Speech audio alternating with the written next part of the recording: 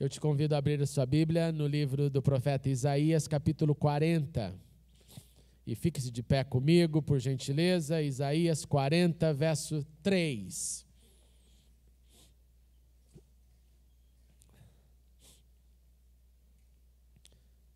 Isaías 43 diz assim: uma voz clama no deserto, preparem o caminho para o Senhor, façam no deserto um caminho reto para o nosso Deus. Agora pule para o verso 6. Uma voz ordena, clame. E eu pergunto, o que clamarei? Que toda a humanidade é como a relva e toda a sua glória como as flores do campo. A relva murcha e cai a sua flor, quando o vento do Senhor sopra sobre elas, o povo não passa de relva, e a relva murcha e as flores caem, mas a palavra do nosso Deus permanece para sempre. Continue com o verso 9. Vocês que traz as boas novas a Sião, suba num alto monte. Você que traz boas novas a Jerusalém, erga sua voz com fortes gritos.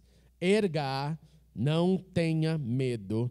Diga às cidades de Judá, aqui está o seu Deus. Oremos uma vez mais. Obrigado, Senhor, pela tua doce presença santa.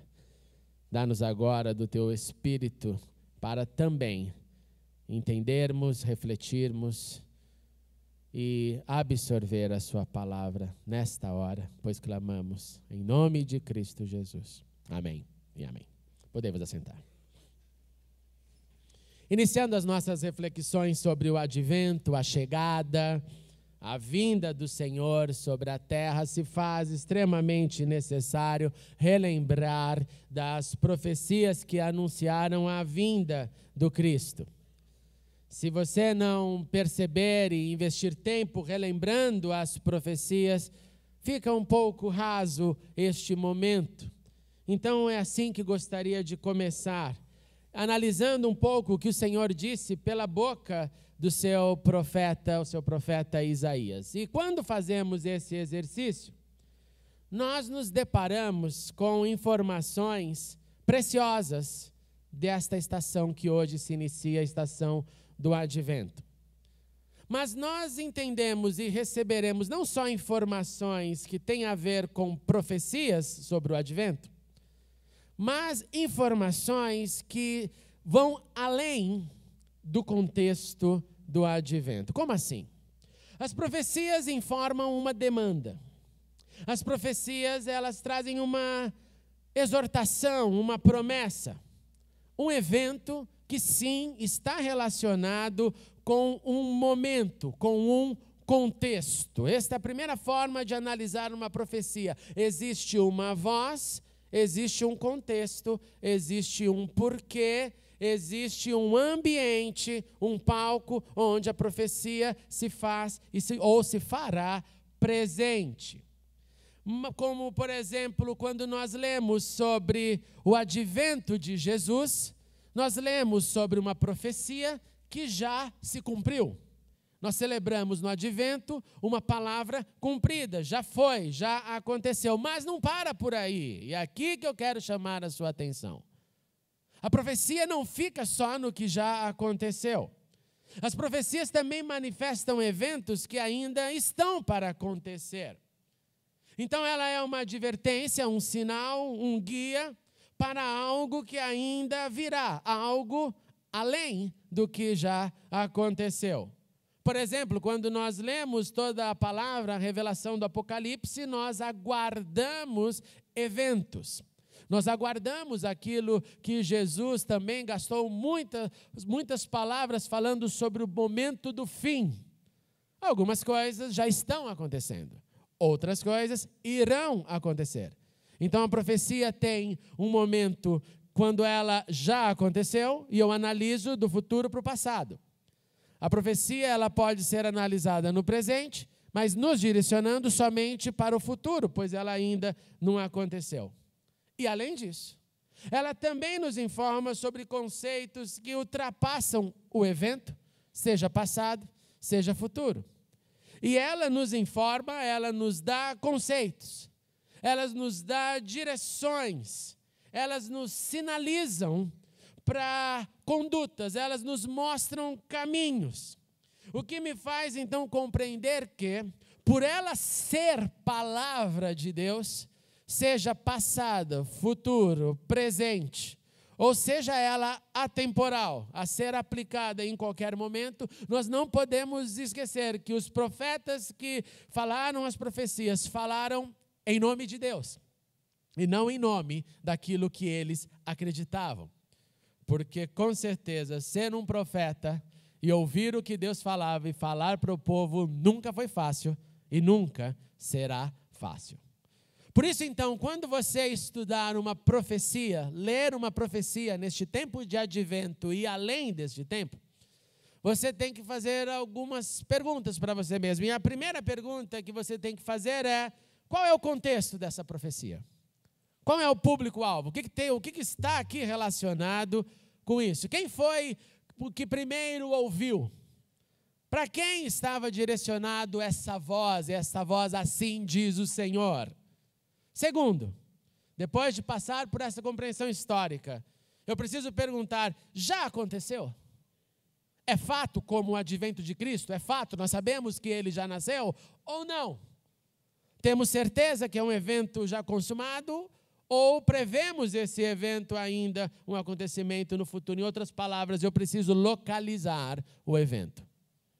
Terceiro, quais os conceitos que estão contidos nessa profecia e que transcendem, vão além do contexto inicial, transcendem o público-alvo, ultrapassam tempo, ultrapassam espaço e que vem e comunica a mim e a você. Porque este é o meu encorajamento, irmãos e irmãs. Nós temos uma infinidade de pessoas que não abrem as profecias. É complicado, as palavras estão difíceis de entender e elas ficam lá fechadas.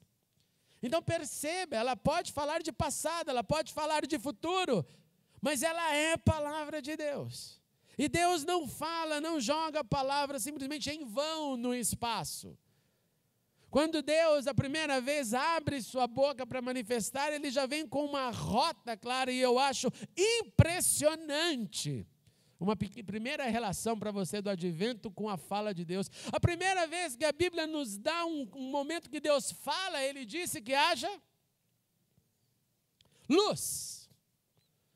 Jesus posteriormente vem e diz: eu sou a. Jesus olha para o seu povo e diz: vós sois a luz. Luz. Luz que vem para os povos, luz que ilumina, luz que traz à tona o que estava escondido, luz que mostra um caminho.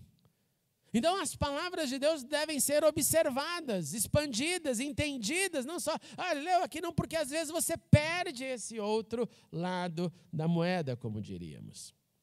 E tudo isso, essa transcendência então, está muito presente no texto que nós lemos.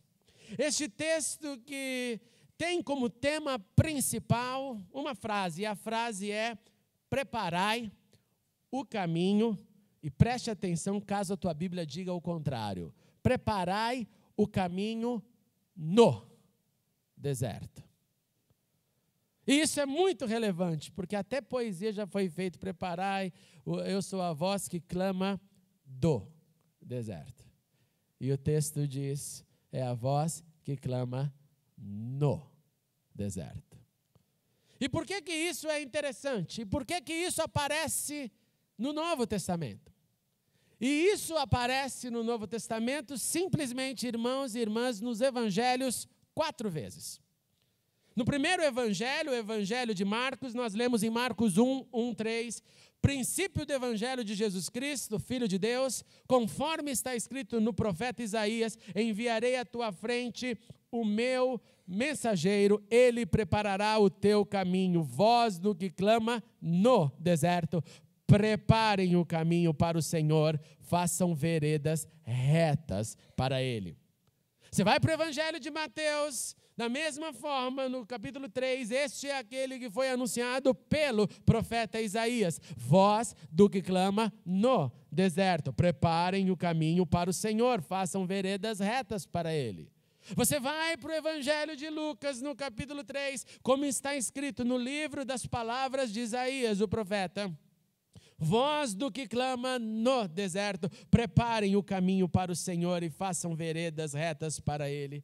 Você abre o Evangelho de João, o último evangelho a ser escrito, no capítulo 1, e você lê, João respondeu com as palavras do profeta Isaías, eu sou a voz do que clama no deserto, façam um caminho reto para o Senhor. Então os evangelhos começam por 4 vezes, chamando a minha e a tua atenção. Tem uma profecia para ser entendida. Tem uma profecia para ser observada e não só dizer, essa profecia é João e ponto final. E é isso que eu quero trazer a você, a minha, a nossa mente. Então vamos perguntar e aplicar o método. Qual é o contexto primário? E o contexto primário, sim, é de uma profecia pronunciada pelo profeta Isaías, numa palavra, num gesto, num momento de consolo. Os capítulos 40 ao 66 muda o tom do livro.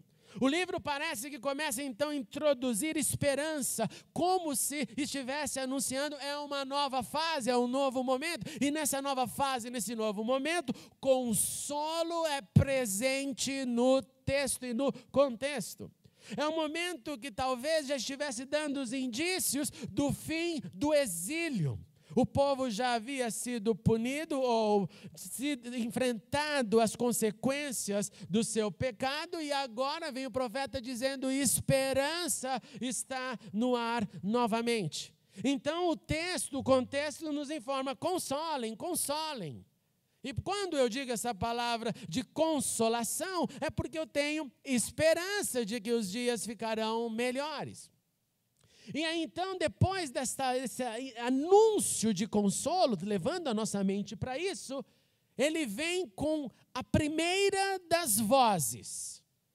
Por isso que chamei esse sermão de as 3 vozes para o advento. A primeira voz, ela clama. Ela clama no deserto, preparem o caminho para o Senhor. É uma voz que clama, e ela clama, tirem os obstáculos para que o Senhor entre, para que o Senhor venha. A primeira voz diz, uma voz clama no deserto, na terra de ninguém.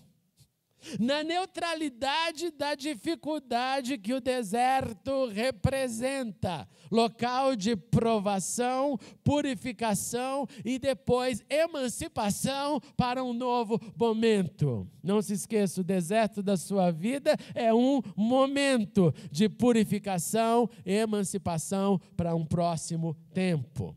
E essa voz diz, preparem um caminho, façam no deserto um caminho reto para o nosso Deus. Vem João Batista diante disso e percebe, eu sou essa voz. Vem João Batista e toma posse dessa palavra, entendendo que era do profeta Isaías, e assume que essa voz era aplicável no momento inicial que ele estava ali antecedendo a chegada de Cristo Jesus. João Batista se identificou então como sendo a voz, como sendo o anunciador. E naquele contexto, a voz diante dos governos era simplesmente uma função. Qual é a função da voz dentro de um palácio? A voz dentro de um palácio é aquele que até hoje, lá, por exemplo, na monarquia britânica, é alguém que antes de um trabalho anuncia quem entra ou anuncia a ordem do dia. João Batista então percebe, eu sou simplesmente uma voz, não é importante o meu nome. Isaías, da mesma forma, mantém o conceito desde o início desta forma. É uma voz, é um som. É uma emissão de um transmissor, alguém que está transmitindo para receptores. Esta é a primeira voz.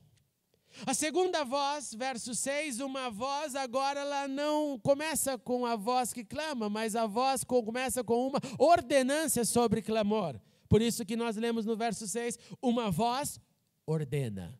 Ordena o quê? Ordena que clame. E ele pergunta, vou clamar o quê?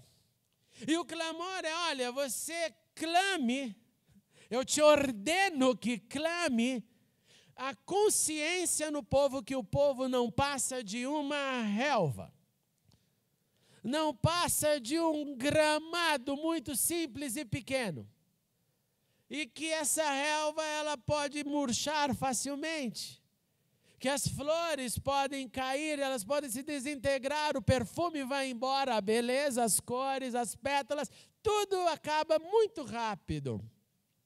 Uma voz ordena, clame, que o povo é frágil, o povo é finito, mas a palavra de Deus permanece para sempre. Uma voz ordena, clame, e ela piora a situação. Clame a toda a humanidade. Clame a todos os povos, que os povos são frágeis, eles não têm força, por mais que eles se sintam poderosos.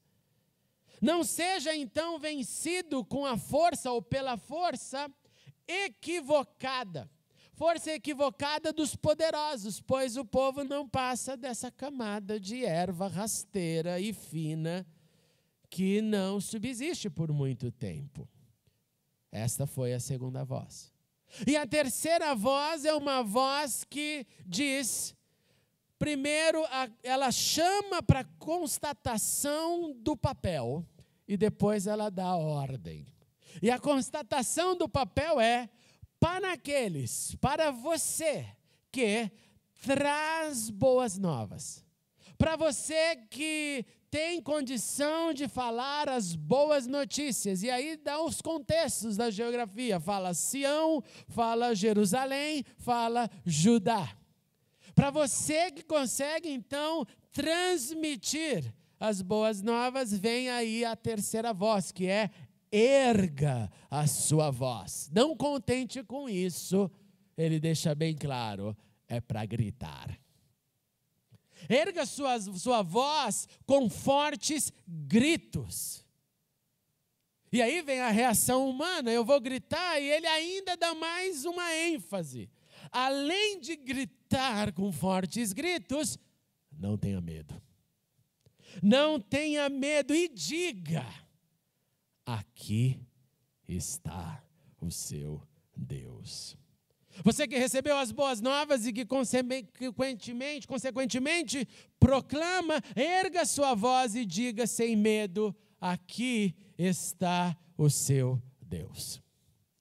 Irmãos e irmãs, se o advento é esta linda estação de antecipação e expectativas, se o advento é esse momento diante do Cristo que veio e também do Cristo que nós esperamos, nós podemos entender esta profecia, expandir essa profecia nos nossos atos, preparando o caminho para a lembrança da vinda e anúncio da volta do Senhor.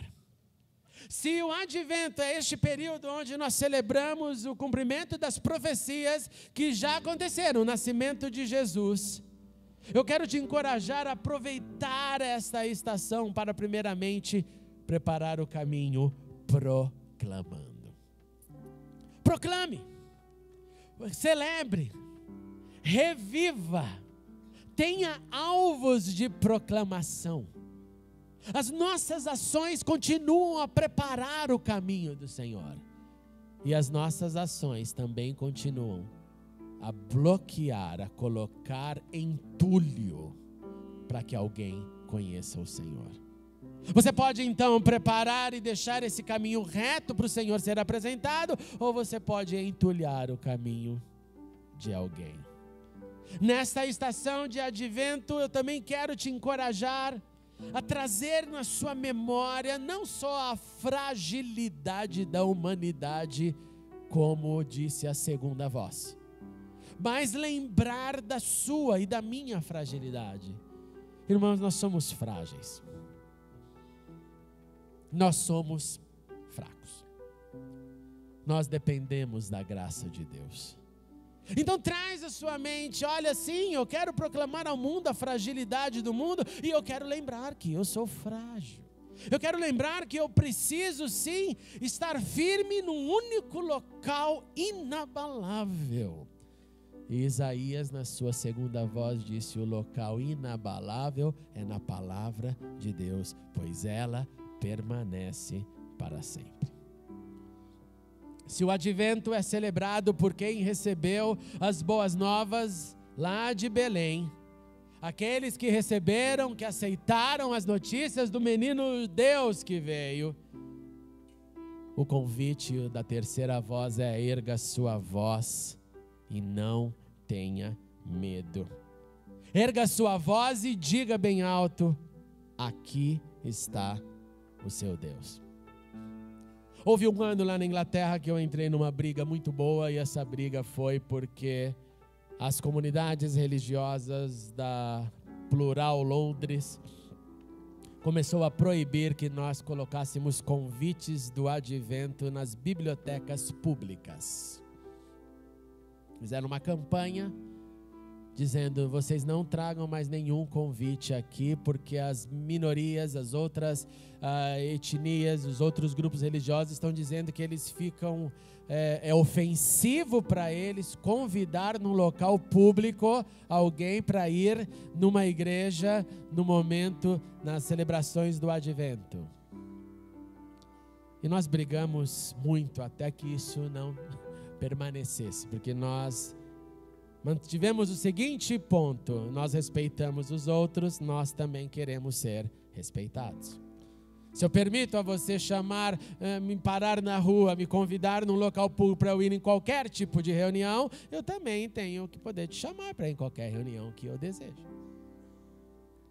E depois de uma boa briga, houve a vitória e os convites voltaram para as livrarias, para as bibliotecas públicas. Mas por que eu estou dizendo isso? Porque naquele momento teve um monte de gente que gostou. E sabe quem era um monte de gente? Um monte de cristãos. É verdade mesmo, né? É embaraçoso ficar convidando gente, né? É embaraçoso eu dizer: olha, vamos lá na igreja. É embaraçoso erguer a voz e dizer: o Cristo nasceu. Aí você percebe, né, quando a espiritualidade já está comprometida, e aí ela começa a afetar a sociedade, porque ela já não tem mais expressão. A terceira voz diz: erga sua voz. A terceira voz diz: grite. A terceira voz diz: em alto e bom som. A terceira voz diz: não tenha medo. Não tenha medo. Nós estamos num país de liberdade religiosa. Não tenha medo. Não se sinta constrangido. Proclame: Natal é nascimento de Cristo. Advento é a celebração do Cristo que veio. Uma outra ocasião lá na Inglaterra, eu digo isso para vocês perceberem sutilezas. Eu recebi de uma escola cristã o seguinte cartão: bom holiday. Boas celebrações. Celebrações do quê?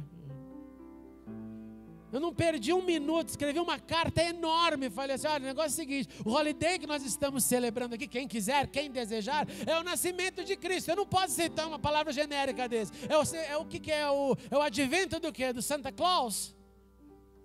Você está me desejando o quê, afinal? As boas férias, que eu vou parar o recesso no final do ano?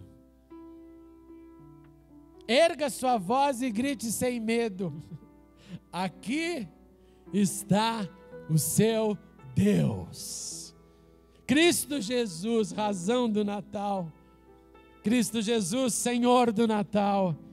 Cristo Jesus que foi prometido, que veio e que voltará. Aleluia. A profecia dita pelo profeta, repetida 4 vezes no Evangelho, vem no encorajamento também dessas 3 vozes. Então prepare o caminho. Proclame a fragilidade da humanidade e grite bem alto: o Senhor Deus aqui está Vamos nos colocar de pé e nós vamos cantar uma canção antes de orarmos.